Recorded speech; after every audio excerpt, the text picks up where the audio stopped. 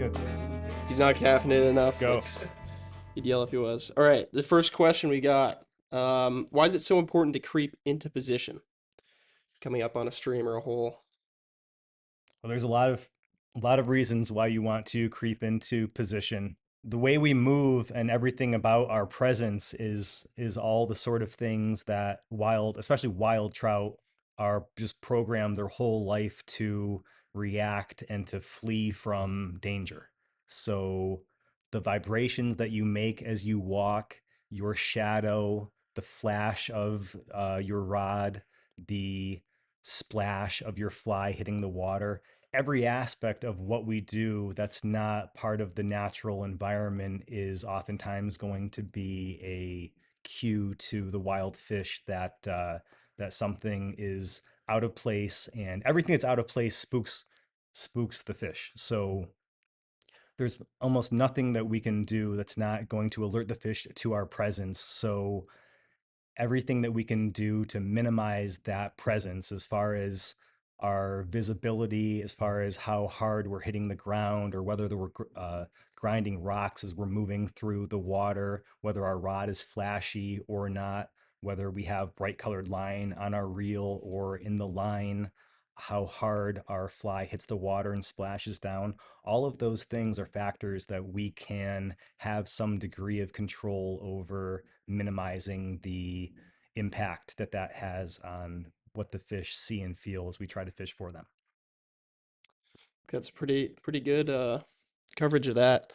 So we have these flies in front of us today. Talking big food forms. These are crayfish. What is a big food form in your eyes for trophy trout? What are they foraging for? Depending on the environment where the fish live, there's always going to be a range of different size food sources that they can tap into. And for fish to grow big, they need to ingest a lot of calories. And even though big fish eat small things, typically for fish to become big, they have to spend a lot of their life eating large, high calorie type food sources. So understanding what those food sources are and what either time of year or time of day or conditions where the fish are looking to eat those larger things, for me, that's always the strategy for trying to fish for big adult fish, is trying to figure out what the big food items that they eat are, where and when and how they eat them, and then to imitate that. So here in the Northeast where we are, I like to target the freestone streams, which is the natural types of rivers that aren't really dammed up or having the tailwater aspects that really dictate a lot of how fish behave when there's consistent flows or consistent cold water. The freestones have the the normal seasonal changes are reflected in the freestones, where it gets, it's colder in the wintertime, it's warm in the summertime, and that really determines what the fish behavior is going to be. So in the freestones, I've got a couple flies here in front of me. They are sculpin Ned head jigs. It's a size 1 owner hook with a 1/8 ounce Ned head jig. And then over here we have these size 6 crayfish flies. For me, these are two large, meaty, early season flies, and just food sources that I like to have a really good control of, having imitations for them, knowing where and when to fish them, and knowing, what sort of fish are looking for those food sources at this time of year, and how to get myself into the right spots and the right waters, the right pools to fish flies like that, to try to catch the fish that I'm after. Would you consider these a cold water bug? The crayfish? Crayfish are really a year-round food source because they do not cease to be available in the wintertime. You can see them under the ice, and you can see them, being out and active in the freezing water. And they're very active in the warmer water. They're most active in the warmer water in the summertime. And for me, a lot of the crayfish fishing, I focus on that fly at the time of year when all the springtime bugs, all the bug hatches begin to wind down, and the fish are still very hungry because their metabolism is wound up from eating a lot of food during the time you have consistent hatches like the caddis and the Hendrickson flies here in the Northeast. But then as you get to late May and early June, oftentimes you have a sudden decrease in the availability of daily waves of food from those hatches. And that's a time that I really think the big fish look for a big food item like a crayfish or a golden stonefly when the smaller bugs start to slow down. But the fish are still very keyed up from eating a lot of stuff on a daily basis through most of April and May. Yeah. I think it's you've talked about this a lot, but important to go over again the positioning in the pool of especially these bigger food items. Talk a lot about fishing the head of the pool. Why is that so important to start there? The big food items, the fish really mainly see them in places where the heaviest, most powerful current will move things. So, understanding how the fish relate to those more heavy currents and where the food will move with the current and where it will kind of come to rest, that's a concept that I call the spill point.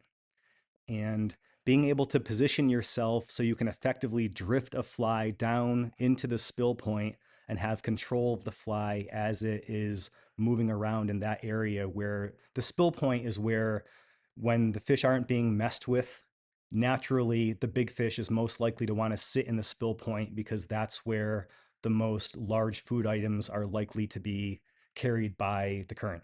So understanding the spill point and being able to, in my opinion, with the spill point, you want to approach the spill point from the inside spill area. So anytime you have a current coming into a deep water area, it's going to it's nearly always going to trend to one side or the other. You rarely have a perfect center punch current coming into a depth. So when your current trends to one side or the other, the inside the the side opposite the direction the current is facing is going to be the spill area. And to approach that spot on the side of the river that is adjacent to it and close to it, so you don't have to cast over and fish over the main power current to get your fly into that area, that's important as far as it's really only possible to fish that spot truly in an optimal way from one side of the river on bigger waters. So being able to recognize which side that is and then approach coming in from the side and not walking up parallel along the bank, which, you know, maximizes the vibration and the shadow and your ability to kind of cue the fish to your presence. When you come in with a tactical approach straight from the side, you minimize the amount of presence that you show the fish before you're in a position where you can start to cast. And also, if you're moving upstream in particular, you're likely to spook fish that are going to spook upstream away from you and alert other fish that are up well beyond, where you would imagine your presence is likely to alert the fish. Every time you scare a fish, it's going to go beyond your presence area, and other fish that are keen to the idea that when the fish around them are being spooked by something, that's a cue that they should also potentially be spooked. Brown trout, in particular wild fish, react to other fish spooking around them, and they know that something is coming that should scare them. So to be aware that as you come up the stream, you're likely to scare things further up the stream. And I think that actually there's an argument made for coming from the upstream side of a pool when you have a really good piece of water, such that you'll put yourself in position to make your first presentations where the fish that are holding in that upper spill point part of the pool are not going to have any other fish from below them swimming up into them as you work your way upstream to get into that spot. That's usually a larger fish in the spill point rather than a smaller fish in the back end of the pool. That's the prime feeding lie Yeah. in the pool for a big fish to eat. So it doesn't mean that the big fish is going to be there all the time, but that does mean that when a big fish in that pool wants to feed, that's the place where it's going to position itself. So at the times that fish is feeding where you're likely to actually get a bite from that fish, that's where the fish is going to be. It doesn't mean that that spot is always going to produce the big fish, but it does mean that that spot is most likely to produce that class of fish when that fish decides to bite. Speaking of feeding, you consider these like you're feeding a crayfish, or is it can you get a reactionary strike when you're presenting it? That's a tricky question because the depending on the fish, let's say a big wild brown trout will approach a crayfish differently depending on their experience and whether or not they consider that to be a fully safe food source or not. Because I've seen it go both ways where you find fish that consider a baby crayfish to be such a safe food source that they will fly forward and intercept that high in the water column.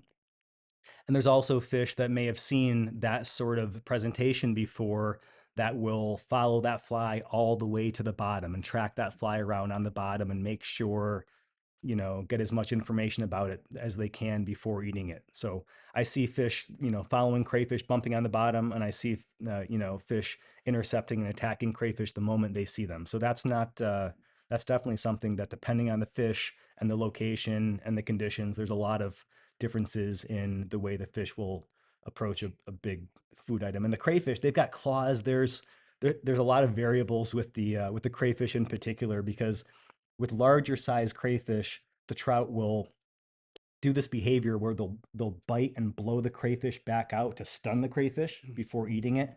And my experience is it's around an inch and a half that you start to see, an inch and a half and larger, that if the trout eat the crayfish, that they don't just fully eat it in one move. And then those smaller ones, those are crayfish that, especially like a bony mouthed big male brown, will just swamp it and try to crush it, seemingly like in their mouth and their throat. So with the smaller crayfish, oftentimes you'll get a thump bite where your crayfish will end up way in the back of the like the back roof of the mouth of a big trout. And those are trout that I think have no intention of stunning that crayfish. They think that the crayfish is in a size range that they can just crunch it and eat it. Yeah. Is that stunning action happening on the bottom? Is that something where they're throwing it into the bottom of the stream bed? It's pinning it against the bottom. Yeah. When I've seen the stunning action, it's trout approaching a crayfish that's probably in a defensive position with its claws up, and it's kind of making a punching move where it's pressing it against the bottom with its snout. And sometimes you'll see snout deformations Hmm. on fish that do this sort of feeding behavior, and commonly are crunching and pressing things against the bottom to catch them. It's not from the stocking tank, the bent up nose. That's a different deformation. Um, so what are you fishing these crayfish flies with? Size 6. The crayfish fly, I know that big, especially bony mouthed fish are going to eat that fly. So with that size 6 hook, this is an owner 5318. It's not a real big diameter wire, but it's a 1X heavy. It's heavy enough to hold a really top end stream trout, but to punch that through a bony mouth, I want a 4-weight rod. I fish crayfish flies on 4 weights. I really don't mess around with 2 or 3 weights with that fly, because just for that reason, that I know the fish that eat that fly, the potential that I want to have the extra tip and tip mid power to create a short, fast, high impact hook set that's going to drive that through bone.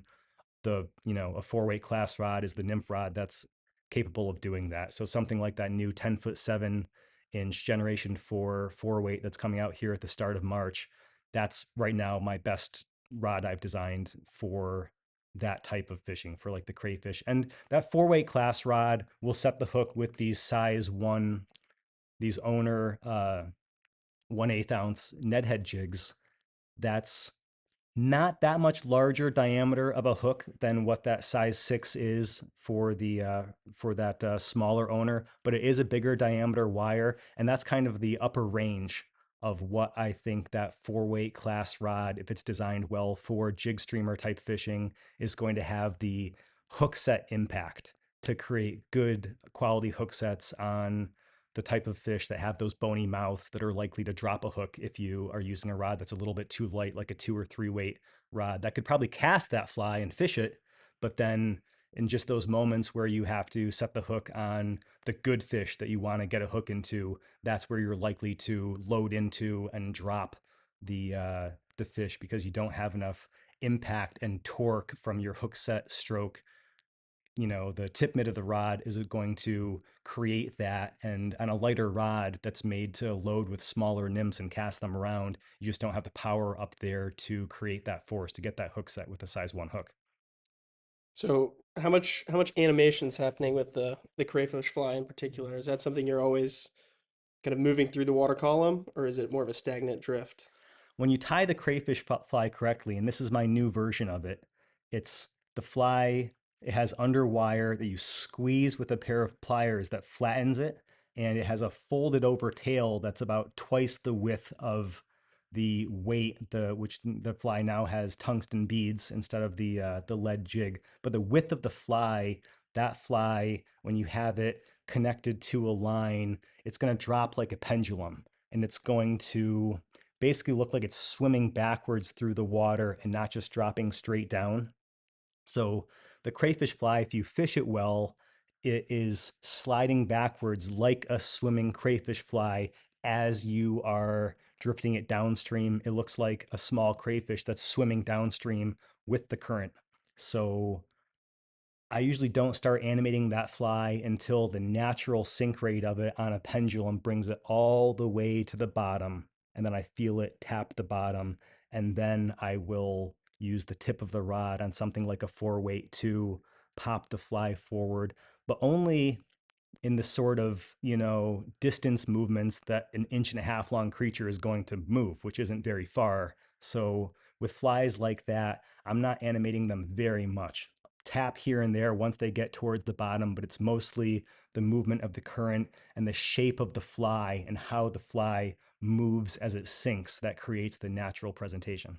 And there's a difference between the what you call the sink rate and then just kind of getting them down as fast as you can. Like that pendulum swing's a pretty important part of the of fishing it. The sink rate of everything has a lot to do with how the fish interact with it and how they feel about whether or not it's a natural thing. And I think that it's easy with these big tungsten beads that are available now to create flies that have a kind of mass and specific gravity that's so unnatural, and they're so much denser and sink at a faster rate than the natural food items would, that the way they move through the water does not look natural. There's certain things that we're used to seeing the rate of things, and uh, just like we're used to seeing the way that, say, a human being moves around as it's walking in real life. And then if you saw a human that was walking around at 3 times the speed of that wasn't running, that their walking speed was 3 times the speed of a normal person walking, they would stand out like a sore thumb. And I think in the water, it's the same thing, where if your fly has a density that's a lot different than that natural food item, it's going to be dropping through the current in a really unnatural way that's a lot different than the fish are accustomed to seeing things that they eat. And so the sink rate of the flies, getting that closer to what the natural fly is, that's the name of the game with the bigger flies, of one of the aspects of what causes the fish to decide to eat it when it's a smart pressured fish. But also you have the factor of when you tie line to the fly, that's like a parachute, and that's going to affect the sink rate. And the further your fly sinks down into the water, the more line you have in the water that's creating drag, that's resistance, that's slowing down the sink rate. So as you drop your fly in the water up on the surface and you see it start to sink, and it sinks at about a foot per second, that's not a linear thing where it's 7 feet deep and that fly is going to sink down to the bottom in 7 feet in 7 seconds. Because as that fly continues to sink down, the amount of line and drag between the fly and the surface is continuing to increase. So the sink rate is slowing down.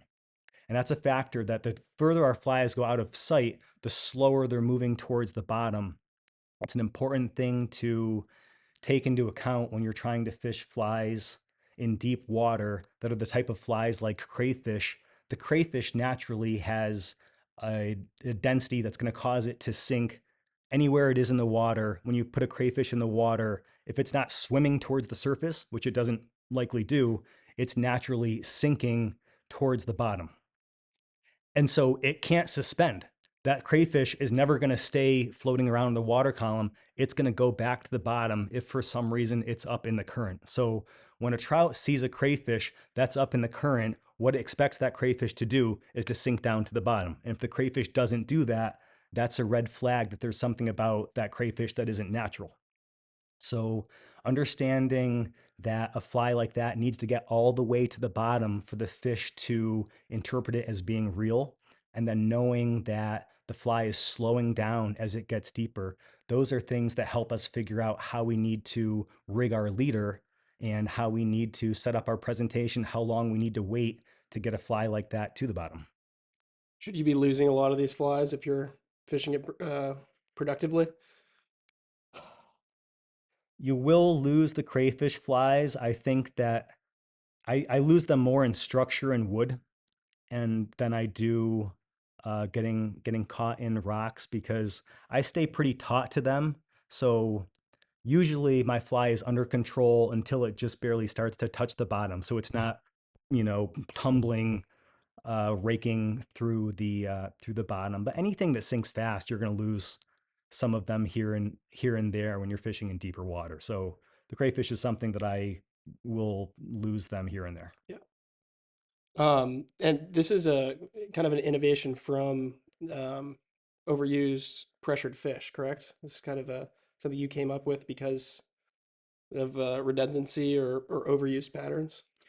No, I wouldn't say that. The crayfish is more something that small crayfish are a core food source for a lot of places that grow big fish. And it's probably the reason why, not probably, small crayfish, places that have a proliferation of small crayfish grow big fish, not just big trout. They'll grow big walleyes, big, carp, smallmouth bass.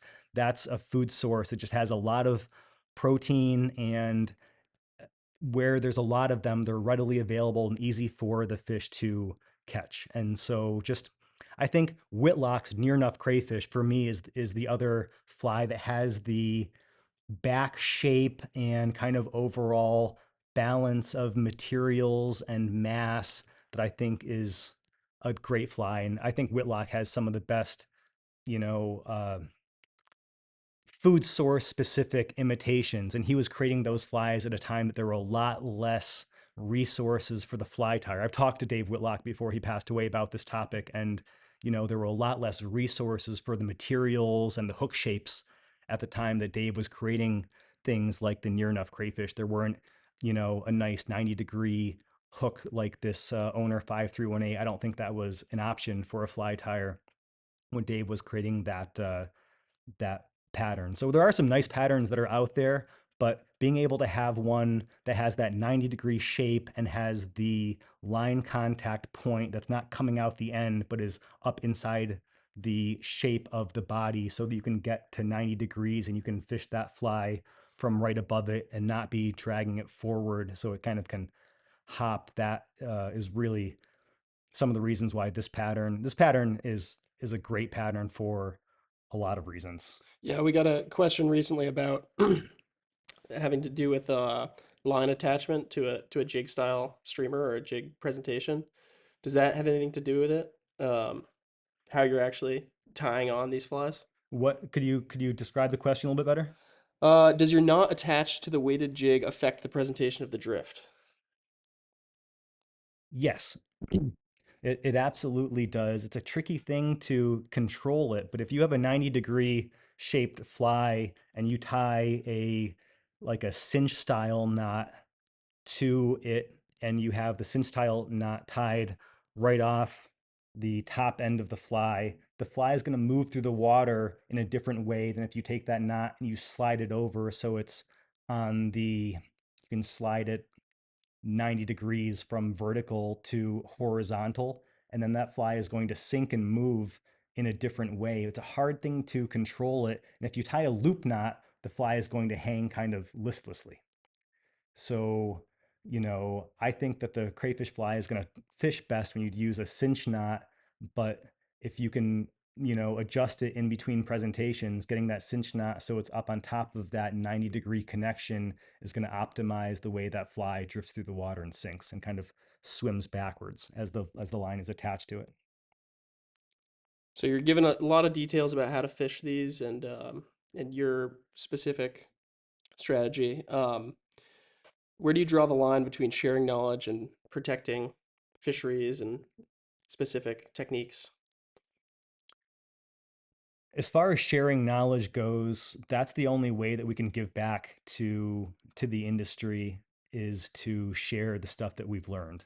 And I'll be the first to admit that I've hoarded a lot of the knowledge of things that I've come up with for a long time. The crayfish fly was something that for years I was having wild success with it before I shared that as a commercial pattern. And these other sculpin style flies in front of me are a similar thing that is not a commercial pattern yet, but is the sort of thing that I fall back on to have unique stuff that other people uh, do not have.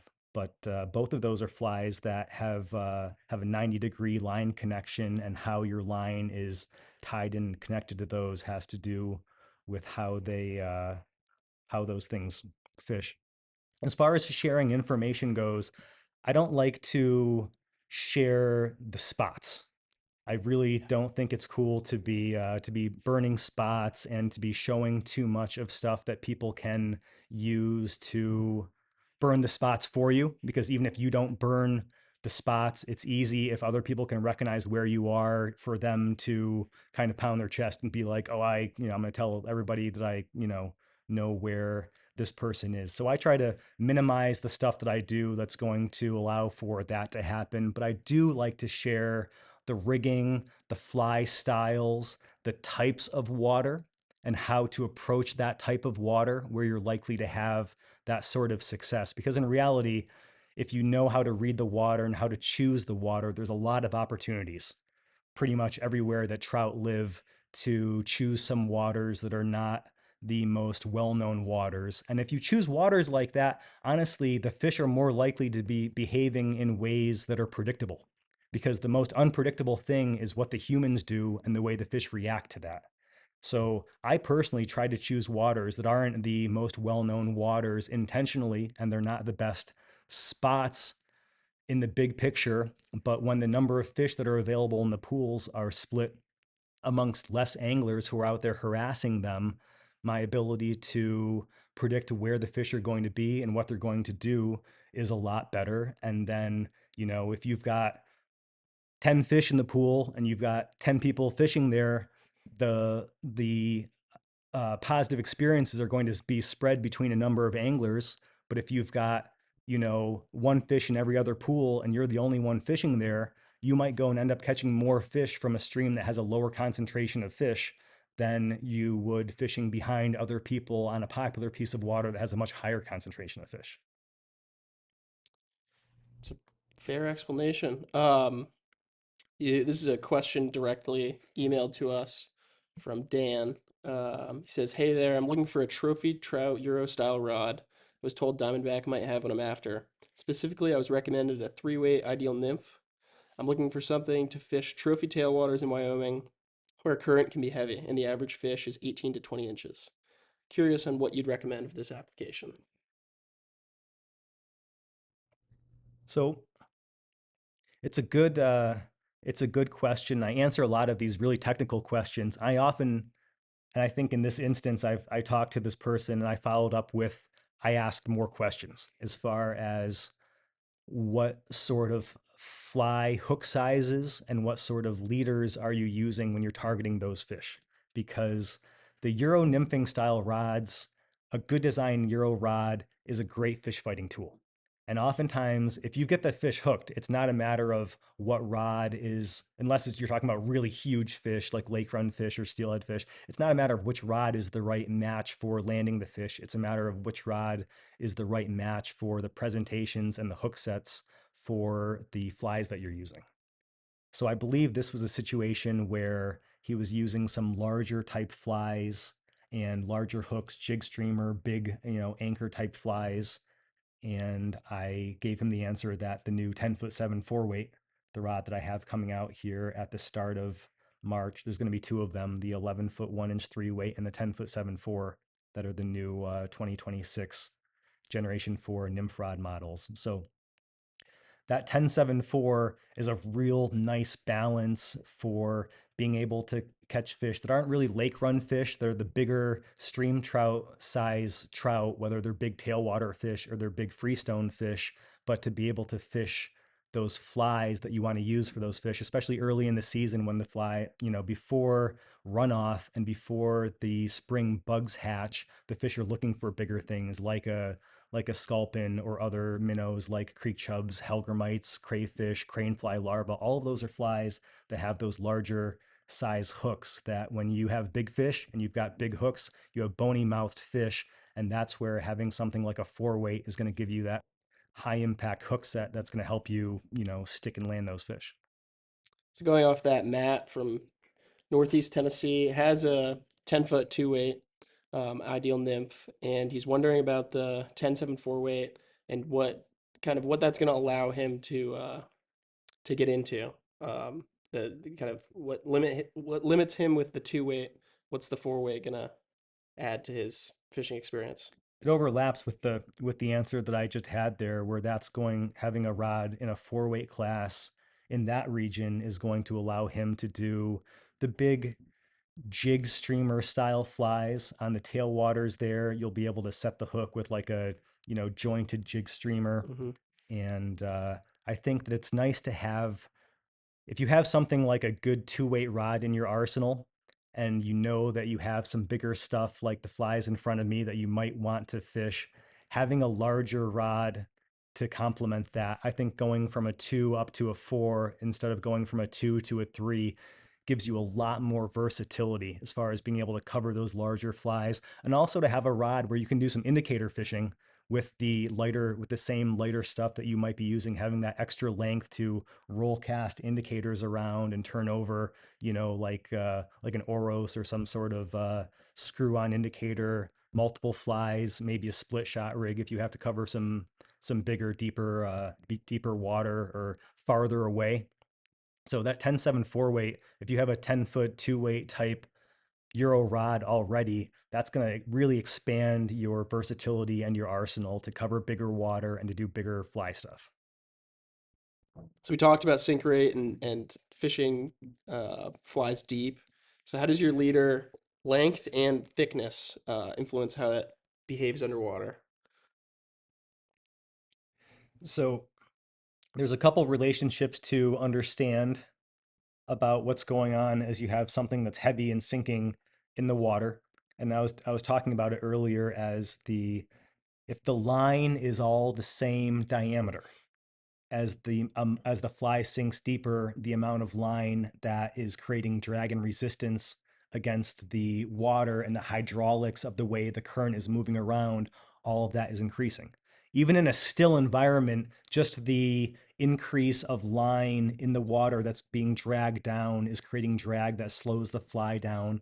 But in a real world environment, you have moving currents, and usually the water is moving fast, is up near the surface, is moving slower towards the bottom, but any of that movement is tugging on the line and preventing it from having a nice clean smooth entry into the water. So the flies, as you are going deeper, are always getting more resistance from the water, and so the thinner the line is, the less resistance that you have, but also the less resistance that you have on a weighted fly, you oftentimes can cross a threshold to the point of where that fly is sinking faster than a natural thing that you are creating there sinks. So pretty much anything that's heavy, you could go to a thin enough line on it where it's going to sink like a stone and not look natural. And a lot of people just use the thinnest line they can, so their flies are going to sink like a stone and they can come in contact with them. But when you do that, the area between when you hit the surface and when you sink, your sink movement is unnatural. And the trout don't just see the fly at the moment they're going to eat it. They see the fly as it approaches them, coming towards them in their cone of vision.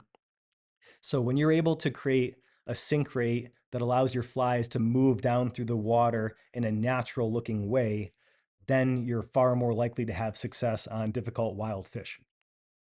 So, trying to find the balance of what the line size that's going to allow your fly to sink at a natural rate while you factored in the current and the depth that it has to move through, there's a few variables to take into account there. And the line, the thicker it is, the harder it's going to get into the water. So if you're fishing in a place where you're just not able to, if you don't feel like you're able to get anywhere near the bottom, with how you're rigging, you probably need to use a thinner line between your indicator mono and your fly, or create a taper so you have some thinner line or a transition where what's near the bottom is going to be thinner to get your fly to drop down towards the bottom. As you get to the point where you are able to control your sink rate, the length of line that you have between your where your indicator mono ends and your fly is, for me, that's really important to know where the fly is in the water, how deep it is, and how deep I'm trying to get it. So to really fish a deep pool well, in my opinion, you need to fish it more than once, and you need to figure out how deep the pool is and how much leader length you need in order to make a presentation where you swim your fly all the way to the bottom.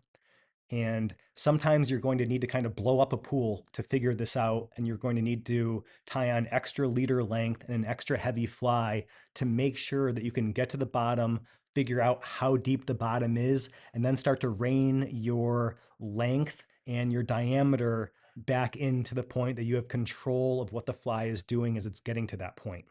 So let's say you have a very deep trout pool and you approach it and you have 7 feet from your indicator mono to your fly, and you drift through and you say, I'm not touching the bottom and it feels like I'm not even close to it. So then you go from that 7 feet, you add another 5 feet of tippet, and you put on a heavy fly. And you cast that out, and your heavy fly sinks down, sinks down. And it isn't until you have 2 feet of line from your indicator stripe to the water where you feel that fly touch the bottom. So now you've gone from 7 feet to 12 feet, and the distance from the bottom to where you're hitting is 10 feet.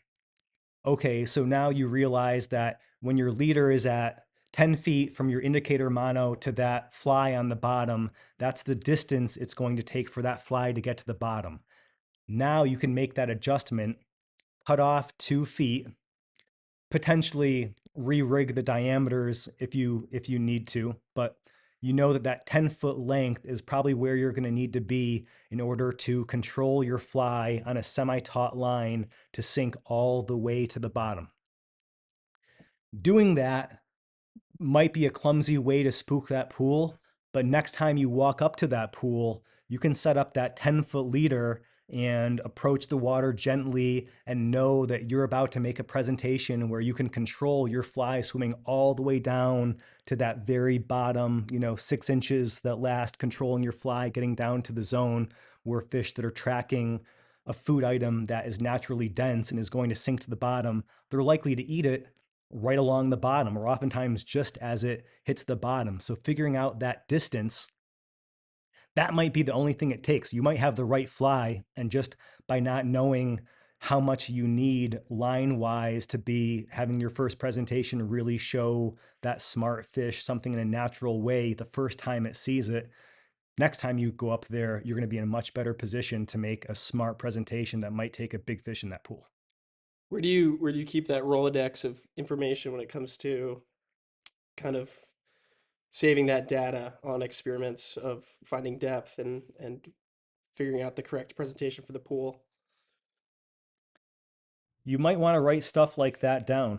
Uh, I don't keep a log or a journal or write anything down. I do a lot of stuff by feel, but for places that I have fished multiple times, I have a bit of a photographic memory, and I have like a three-dimensional grid when I close my eyes that I can see. And when I'm fishing a pool that I want to try to catch the big fish in the pool, I oftentimes am thinking of that three-dimensional grid of what I think the bottom is based on where I've hit the bottom in the past. And oftentimes when the water is low, I'll go and I'll fish the streams that I want to fish in the lowest water where I can see where the drop offs are and where the specific transitions are, because oftentimes those big fish are sitting right on the lip of where the drop off is, where they can be not fighting the current, but being able to utilize what the current is moving over them to get that food. And the way a pool sets up, once you know the way the current moves into it and the way that a fish will use that pool, oftentimes that doesn't change. And over time, the fish might change, but the way the pool, as long as the pool structure and the way the, water comes into it doesn't change, the alpha feeding lie of where the big fish might choose to eat food isn't going to change. So once you know that and you know that depth, then you can start to worry about variables like how do I approach the water? What fly am I using? How am I rigging up the leader to cover that 10 feet? Or if the water is lower now in the summertime, it might be 8 feet to get my fly to drift naturally with the right body language at the right depth and at the right sink rate into that spot where the fish in this pool is likely to respond to it. Are you partially tight or are you fully taut in when you're presenting that? What's the Really good question, because a lot of people use nymphing tactics where they're fully tight and they're tracking their fly forward and they're able to get visual strike detection of things hesitating, which is a great nymphing skill to have. However, it, you're you have to kind of move the fly forward to create an unnatural impression of a natural dead drift to get that type of strike detection. And the bigger flies and the bigger food items just get pushed around more by the current, and it's a lot harder to present flies that are bigger and have more movement like you would say like a perdigon type nymph. And so no, I am not tight to my flies. I employ something that's like a semi-taut contact with the flies, and I use flies that are so appealing to the fish as far as having movement built into the fly. The fish usually bite them pretty hard and creates the sort of impact that I can feel the bite when I set the hook. And I fish the big flies by feel. The vast majority of fish that I catch on things like a crayfish or a sculpin, cranefly larva, hellgrammite, I am expecting to feel that bite, and that's what I'm expecting to react to. There are some times where I use a visual strike detection right up at the top end of things, but the deeper the water is that my fly is, the more likely that I register that bite by feel. and that's in the bathtub sized zone? Is it kind of you're targeting a big fish like that? Is it it's that one area? Um, So that bathtub size zone, and that that's not a specific thing. That's just a concept where yeah. it's like a kind of smaller focus area. And when I think about something like a bathtub size zone in big water, that's like the spill point spot. Mhm. That's finding a little lane of an area that's most likely the zone where the big fish is most likely to be sitting. That I want to make sure that as my fly goes through there, it's at the right depth, it's at the right pace, and I might twitch it in the middle, or I have good control and strike detection. And I'm putting myself in position such that I can cast the fly to drift it down. So where it's in that bathtub size zone, you can't have perfect control of the fly everywhere through the presentation. And when you have an idea of where you're trying to make the best part of your presentation, you can get yourself into a position that allows you to have the fly under control as it's getting to that depth and area. So I do think that, as opposed to saying, okay, I'm going to take this piece of water and I'm going to create a grid and I'm going to cover, ABC 1, 2, 3, that water.